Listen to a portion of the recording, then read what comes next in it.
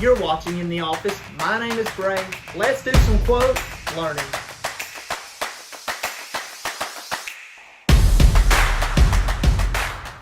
Today for episode number 31, I want to cover a topic that's near and dear to my heart because I come through this stage of life with very little guidance and very little assurances about who it was that I was supposed to become. So the topic of today's podcast is simply this: boys to men, but when?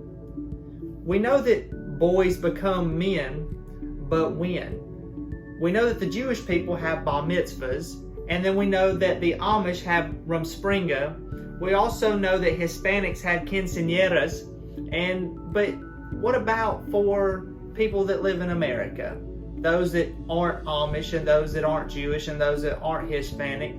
That's the majority of everybody else. What are we supposed to tell our young men as they're coming of age that, hey, you actually are now a man. It's time to think like a man, act like a man, and put childish things behind you. I think because mostly in America we're so busy earning a living and we take less time to develop our children, that young boys are training each other on how to become a man and when they are in fact a man by all kinds of comparison games, by competitions, and not all of it is bad.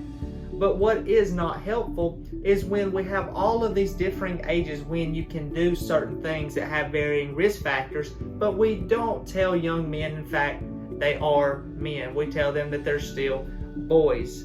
When should we call a young boy a man? Should they make that transition at the age of reproductive ability when they go through puberty and now all of a sudden they're a man? But that's a very young age, 13-ish, 12, 13-ish, when they're able to reproduce. And we know that their brains are not going to be developed fully for another decade plus. So is that the age, or is it the age of when you can drive a motorcycle? I got my motorcycle license when I was 14 years old. The first thing I wanted to do was drive my motorcycle 65 miles to the biggest city in our state to watch a volleyball tournament on a school day. And my mother said no. We fought, I yelled at her, it wasn't pretty. Then when I drove my car over there some years later, I said, my mother loved me. Is it the age of 14? You can get a motorcycle license, and it's far more dangerous to ride a motorcycle than it is to drive a car. Age 16, you can get in a car. Age 16, you can even drive an RV pulling a big trailer. It's interesting, but there's these different types of risks that are out there that are accessible to people at these different ages. I mean, is it at age 18 when you can sign on the dotted line for tens of thousands of dollars in student loans, or sign up for the military to be shipped abroad to fight enemies on foreign soil, or to be stationed at different command posts? What is the age with which we tell young men they actually are young men? I think the answer is we ought to be giving people, young men specifically, girls I don't want to exclude, but young men specifically, their responsibility back to them from an early age. We want to be holding the majority of their responsibility, because when they're born to us, these children, then what we have to do is we have to protect them on all fronts. But as they age, we get to give them some of that responsibility back. And that is the goal of the whole process of being a parent. Here, now I can trust you with this. Here, now I can trust you with this. Here, now you can try this. You're probably going to fail. You may even get in trouble, but that's okay. You've got to try some of this for you to grow up. Here's enough responsibility, enough rope not to hang yourself.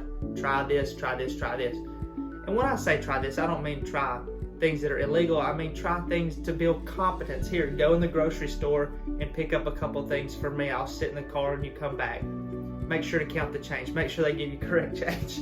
That's what my mother was big on. Make sure they give you correct change. Give them little tasks to build their competence.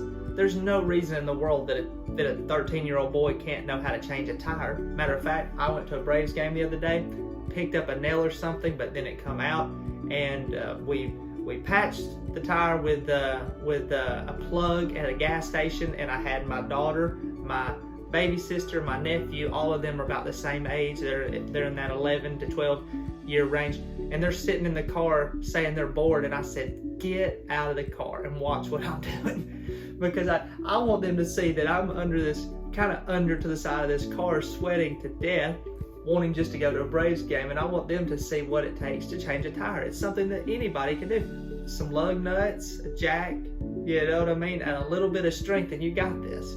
So I showed them how to do that. There are tasks that you can do to people at young ages to build competence. So I think the number is fluid, but I think the process of letting a young man know that he's growing in competence and wisdom needs to start as early as possible.